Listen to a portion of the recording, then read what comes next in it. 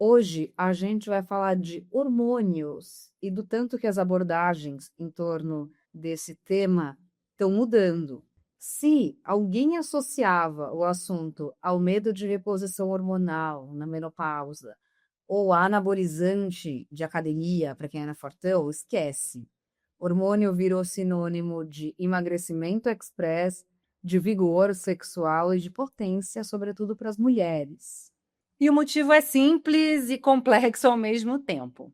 Tem uma parte muito boa que mostra como a abordagem científica está evoluindo e tem a parte espinhosa, o uso naturalizado como atalho estético e de performance que pode colocar a saúde em risco. O fato é que esse é um mercado que cresce e que pode influenciar os de beleza e bem-estar, nossa especialidade. Então vamos lá? Tchau, Bela! Seu podcast sobre tendência, comportamento e inovação nos mercados de beleza e bem-estar. Eu sou Vânia Góes, jornalista e estrategista. E eu sou a Isa Deson, pesquisadora de tendências, e juntas a gente criou o Tchau Bela, um núcleo de estratégia, pesquisa e comunicação focado nos mercados de beleza e bem-estar. Vamos começar tentando falar de forma bem simples e didática o que são hormônios? As melhores explicações que ouvimos definem hormônios como mensageiros que ajudam a regular a energia, metabolismo, ciclo, sono, humor, libido, pele, por aí vai. Então faz sentido que as pessoas fiquem super seduzidas mesmo. E elas andam tão fascinadas que elas estão tratando do assunto como se hormônio fosse suplemento, né? Pois é, só que hormônio é medicamento e tem essa capacidade única de mexer no seu sistema como um todo. Não por acaso, ele também é associado a um jogo de dominó por muitos médicos. Eu, que sou jornalista, né, gosto sempre de pensar no léxico, né, em como as palavras vão mudando com o tempo. Por exemplo, reposição hormonal era um tema que causava calafrio em mulher na menopausa. E na academia, bomba e anabolizante eram assuntos proibidos, recheados de estigma. E agora a gente vem ouvindo um novo vocabulário, né? Então, modulação hormonal, hormonologia e, claro, o chip da beleza, o mais famoso de todos, né? Na academia, eu já ouvi, vou fazer um ciclo, tô tomando um suco. Aí eu crente que era uma parada super saudável, né? Porque afinal de contas tem um tom mais saúde do que bomba, não é mesmo? Sem dúvida. Mas o fato é que, sim, a gente vem acompanhando abordagens e protocolos que realmente podem fazer parte de um tratamento saudável. A terapia de reposição hormonal é um dos exemplos. Tudo mudou, né? Acho que tem um marco no ano passado que foi a capa do The New York Times sobre o assunto. Pois é, resumidamente, foi um estudo que associava terapia hormonal com câncer de mama que ditou o que acontecia nos consultórios desde a década de 90. Então, teve toda uma geração de mulheres que sofreu demais com sintomas da menopausa por causa do medo desse efeito colateral seríssimo.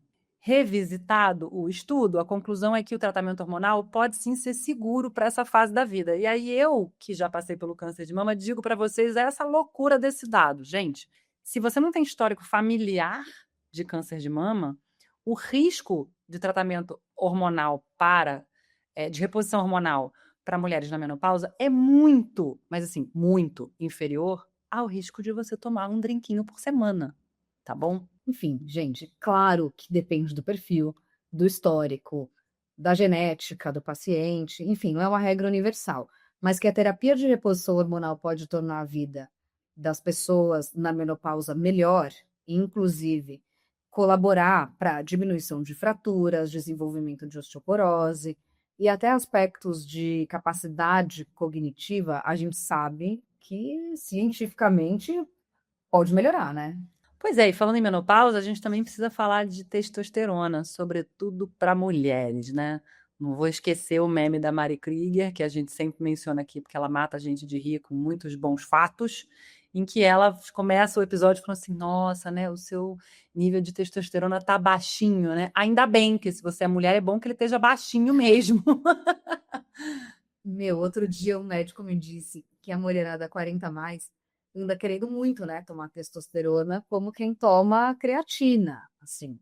Por quê? As promessas realmente são boas demais, né? Então, uma melhora do ganho de massa magra, da definição muscular, um aumento na libido, na energia, na vitalidade, tudo que a nossa sociedade, que é super performática, né, quer hoje.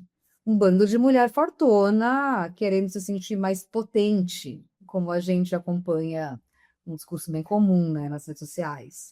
Só que as entidades médicas brasileiras são muito objetivas. A única indicação reconhecida com base em evidência é para um assunto que chama transtorno do desejo sexual hipoativo, que afeta mulheres pós-menopausa. Ou seja, aquele creminho com testosterona parece inofensivo, mas não é. E não é uma coisa só no Brasil, tá? Porque o New York Times fez uma matéria muito boa no final do ano passado, falando dessa febre de testosterona entre as mulheres meio high society em Nova York, assim. Eu também acho muito curioso ver como os efeitos colaterais que são listados nas redes sociais parecem possíveis, né, de você lidar. Eu amo, por exemplo, a Virgínia, que um dia negou que estava usando bomba, mas que era só um implante de hormônio. Então, gente, entendeu? Tá meio por aí. Ou, não é o mesmo hormônio, tá? Mas a gente tá falando tudo de hormônio aqui. Ou quem lista o efeito colateral, e tem muitos médicos nas redes que falam disso, apontando que a voz fica mais rouca, a pele fica mais oleosa, você pode ter acne ou clitóris aumentado. E sim, tudo isso é efeito colateral, mas tem um monte de outras coisas sérias, como problemas hepáticos e cardiovasculares, que eu acho que as pessoas tocam menos nesses pontos, né? Porque senão vai dissuadir, né, gente? E acho que tudo fica mais sensível quando a gente começa a chamar um implante hormonal, que sequer é liberado no Brasil, de chip da beleza. Aí dançou, né? Não, aí ferrou. Porque aí naturaliza o desejo, né, a coisa a serviço da estética meio sem medo. E a gente sabe que a galera faz qualquer coisa para estar no padrão de beleza. Estamos vivendo como não vivemos na última década. Isso agora. Esse famoso chip da beleza é um chip hormonal de gestrinona, normalmente, um hormônio que sim, vem sendo estudado desde a década de 70 para uso terapêutico, para tratamento de endometriose, por exemplo, mas que não é uma unanimidade entre os médicos e entre as entidades reguladoras médicas.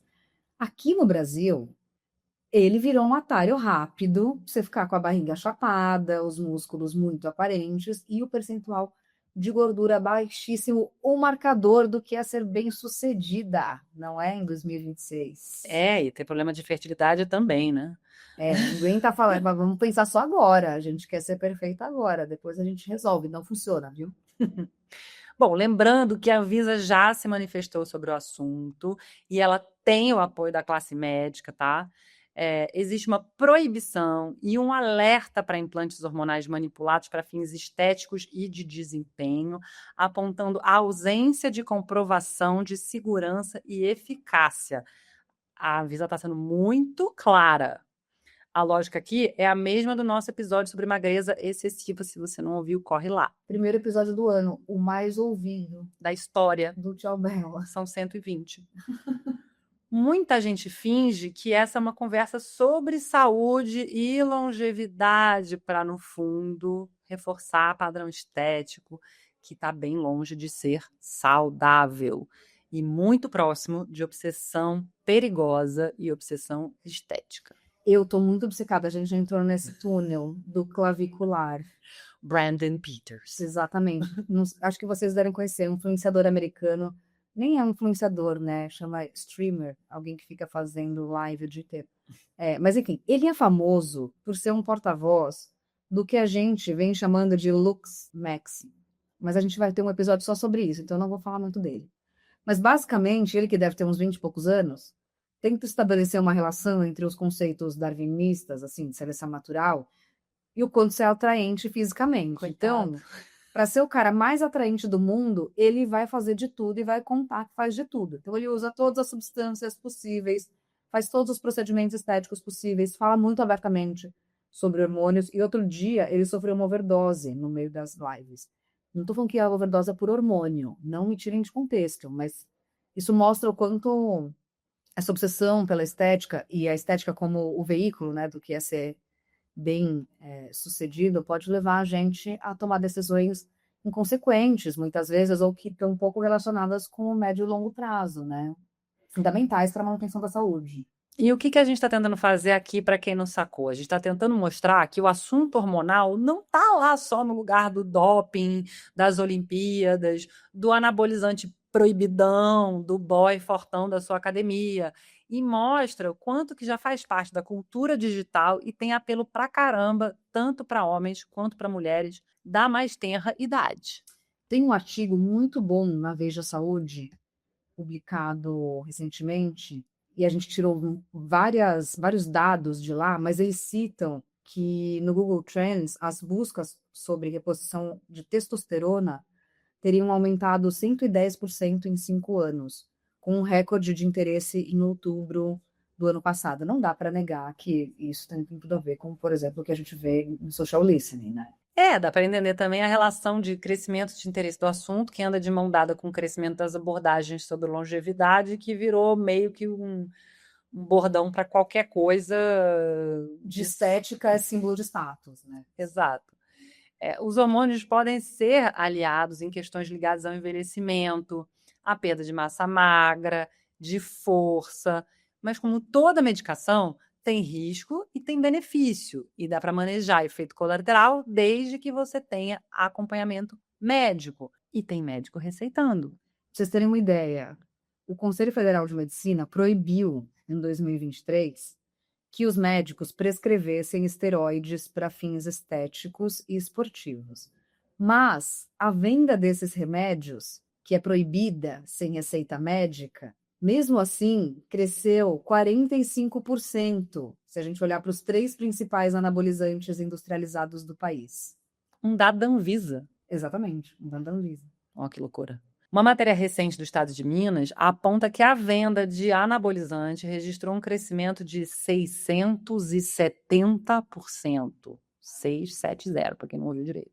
Em 2024, aqui no Brasil. A gente não está exagerando. Essa matéria da Veja Saúde, que eu disse que é muito boa, também cita um outro dado que eu achei surpreendente, porque ao contrário do que a gente pensa, a maioria das pessoas não teria chegado aos anabolizantes via mercado clandestino, porque é super fácil. Durante a apuração aqui da nossa turma, a galera tinha no WhatsApp, né, um cardápio do que comprar sem receita médica, facinho.